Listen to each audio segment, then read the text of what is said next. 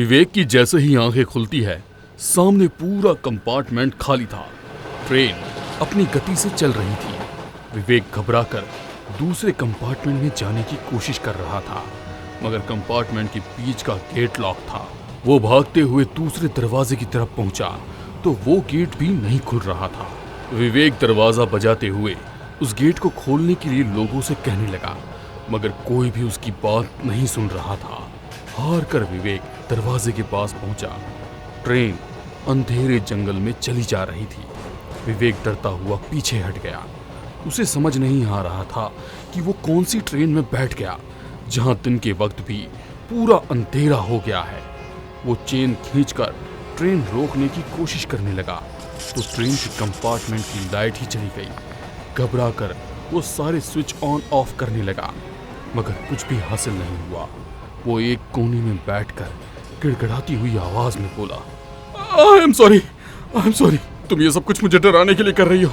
मुझे माफ कर दो, जाने दो मुझे, मैं कभी लौट कर इस शहर में वापस नहीं आऊंगा। कहते हुए विवेक हाथ जोड़कर रोने लगा। उसकी आंखें बंद थी। तभी अचानक उसके कानों में आवाज आने लगी, खून चाहिए मुझे खून, अपना खून मुझे दे दो। विवेक ने डरते हुए आंखें खोली तो वहां कोई नहीं था। अपने कानों पर हाथ रखकर वो जोर जोर से चीखने लगा, मुझे मारना है तो ऐसे ही मार दो, क्यों मुझे डरा डरा कर मारना चाहती हो? चली जाओ यहाँ से, चली जाओ। कहते हुए विवेक हनुमान चालीसा का पाठ करने लगा। जय हनुमान ज्ञान गुण सागर, जय कपीसति लोक उजागर, रामदूत तुलित बल धाम, अंजनी पुत्र पवन सुत नाम। बोला ही था कि सामने ट्रेन के कंपार्टमेंट की दीवार पर कोई रेंगता हुआ साया नजर आया और डर के कारण उसकी आवाज बंद हो गई। वो हनुमान चालीसा पाठ करना भूल गया। उसे याद ही नहीं आ रहा था कि वो उसके आगे क्या बोले। बार बार पाठ करते हुए वो भूल रहा था। उसकी हालत पर वो लड़की का साया मुस्कुराते हुए उसे देख रहा था। अंधेरे में चमकती हुई उसकी लाल लाल आंखें और ज्यादा डरावनी लग रही थी। वो धीरे धीरे छिपकली की तरह रेंगती हुई उसके सामने पहुंच गई। मुझे खून चाहिए, खून। तुमने वादा किया था मेरी ख्वाहिशों को पूरा करने का। अब तुम अपने वादे से मुकर कर कहीं नहीं जा सकते हो। डर के कारण विवेक ने अपनी आंखें बंद कर ली। अपनी गर्दन पर उसे उसके हाथ के होने का एहसास हो रहा था। वो लड़की उसकी गर्दन पर अपने नाखूनों से नोच रही थी।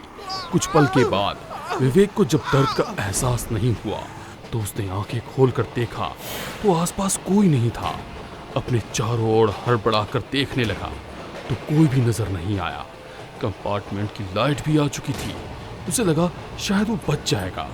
उसने अपनी जगह से खड़े होकर ट्रेन के दरवाजे पर आ गया। उसने देखा ट्रेन कहीं भी नहीं रुक रही थी। सारे स्टेशन निकलते जा रहे थे। वो दरवाजे पर जाकर खड़ा ही हुआ था कि तभी उसने देखा कि एक स्टेशन आने वाला है। उसने सोचा, चलती हुई ट्रेन में से कूद जाता हूँ, हाथ पैर ही तो टूटेंगे पर जिंदा तो बच जाऊंगा। सोचते हुए उसने कूदने की पूरी तैयारी की। जैसे ही स्टेशन आने लगा, उस अनजान स्टेशन पर भी कोई नहीं था। एक बार तो उसे डर लगा, मगर फिर भी वो चलती हुई ट्रेन में से कूद गया। कूदने के बाद भी वो हवा में ही लटक रहा था। उस लड़की ने गेट पर ही उसका हाथ पकड़ लिया था। विवेक ने पीछे मुड़कर देखा तो वहां पर कोई भी स्टेशन नहीं था, बल्कि पूरा जंगल ही था। विवेक हैरान था कि ऐसा कैसे हो सकता है। तभी उस लड़की ने उसे ट्रेन के कंपार्टमेंट में वापस खींच लिया। झटके से विवेक दूर जाकर गिर गया। वो लड़की रेंगती हुई उसके करीब बढ़ी और उसका शरीर नोचकर पूरा खून पी गई। विवेक का पूरा शरीर सफेद हो गया था। पूरा खून पीकर वो मुस्कुराने लगी। हंसते हुए उसके होठों से खून बह रहा था, जो उसकी आधी काली आधी सफेद शक्ल को और भी डरावना बना रहा था। वो धीरे धीरे फुसफुसाकर बोली, मुझे खून चाहिए, खून, ताजा खून। कहते हुए वो जोर जोर से हंसने लगी। अगले दिन न्यूज़पेपर में विवेक के मरने की खबर थी। सालों से यार्ड में पड़े हुए पुराने रेल के कंपार्टमेंट में एक युवक की लाश क्षत विक्षत हालत में मिली। ये काम शायद किसी भयानक जानवर का था। न्यूज़ पढ़कर मितेश हैरान हो गया, क्योंकि विवेक तो शहर छोड़कर जा चुका था। फिर उसकी लाश शहर के रेलवे यार्ड में कैसे मिली। वो समझ गया था कि ये काम किसी जानवर का नहीं बल्कि उस लड़की का ही है। मितेश आज रात को घर पर अकेला था। उसके मम्मी पापा किसी फैमिली फ्रेंड के फंक्शन में गए थे। एक और अकेलापन और दूसरी तरफ उस लड़की का खौफ। मितेश की हालत खराब होने लगी थी। इसका मतलब यह है कि वो किसी को भी शहर छोड़कर जाने नहीं देगी। इन तीनों की मौत के बाद मेरी भी मौत तय है। मुझे नहीं मरना, नहीं, मैं नहीं मरना चाहता। प्लीज प्लीज मुझे माफ कर दो, मैं मरना नहीं चाहता। कहते हुए वो अपनी जगह से उठा और घर के सारे खिड़की दरवाजे बंद कर लिए। अब वो कहीं से भी अंदर नहीं आएगी। मैं बच जाऊंगा। हाँ, मैं बच जाऊंगा। बस आज की रात निकाल लूं। उसके बाद मैं खुद अपने गुनाह को कबूल कर लूंगा और जाकर पुलिस स्टेशन में सरेंडर कर दूंगा। मुझे भी तो है उस लड़की के मरने का। हो सकेगा तो किसी से मिलकर उस लड़की की आत्मा की शांति के लिए सारे प्रयास करूंगा। बस कैसे भी ये आज की रात निकल जाए। वो ये सब सोच ही रहा था कि दरवाजे पर दस्तक होने लगी। दस्तक सुनकर वो घबरा गया। कौन है वहां पर? दरवाजे से कोई भी जवाब नहीं आया। वो घबरा कर दूसरे कमरे में चला गया। उसने उस कमरे को भी अंदर से बंद कर लिया था। तभी उसे दरवाजे खोलने की आवाज आई। किसी के पैरों की आहट दूसरे कमरे में साफ साफ सुनाई दे रही थी। उसके चेहरे पर पसीने की बूंदें आ गई। कोई जवाब क्यों नहीं दे रहा है? कौन है वहां पर? अब पैरों की आहट कमरे के दरवाजे के पास ही सुनाई दे रही थी। वो घबरा कर बाथरूम के अंदर चला गया। चेहरे पर आई हुई पसीने की बूंदों को हटाने के लिए वॉश बेसिन का नल खोल वो मुंह धोने लगा। दूसरी बार मुंह धोने के लिए हाथों में पानी लिया तो पानी की जगह खून आ गया था। वो खून देखकर जोर जोर से चीखता हुआ बाथरूम से बाहर आ गया। अब कमरे के बाहर पैरों की आवाज नहीं आ रही थी। वो धीरे धीरे दरवाजे की ओर बढ़ा।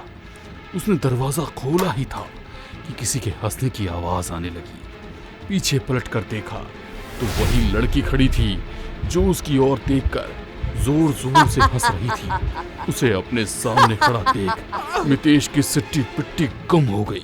वो दरवाजे से बाहर निकला और दरवाजे को बंद कर दिया। भागते हुए वो घर के मेन गेट पर पहुंचा तो गेट खुल ही नहीं रहा था। तभी उसे अपने कंधे पर किसी के हाथ का एहसास हो रहा था। उसने पलट कर देखा तो वो लड़की उसके एकदम करीब थी। खून चाहिए मुझे, खून। तुम लोग अपना वादा भूल रहे हो। या तो मुझे खून दो या मुक्ति। उसकी बातें सुनकर मितेश ने उसे तेज धक्का दिया और खुद अंदर की तरफ भागा। टेबल से टकराने के कारण वो जमीन पर गिर गया। जमीन पर गिरे हुए ही वो घसीटता हुआ उससे दूर जा रहा था। अचानक ही वो गायब हो गई। मितेश चारों तरफ उसे ढूंढ रहा था मगर वो नजर नहीं आई। तभी उसकी निगाह डाइनिंग टेबल के नीचे गई तो वहां पर वो उसे देखकर मुस्कुरा रही थी। अब की बार उसने मितेश को मौका नहीं दिया और अपने हाथों को लंबा करके उसे टेबल के नीचे खींच लिया। अपने बड़े बड़े नाखूनों से उसने उसकी गर्दन से लेकर पेट तक पूरा हिस्सा चीर दिया।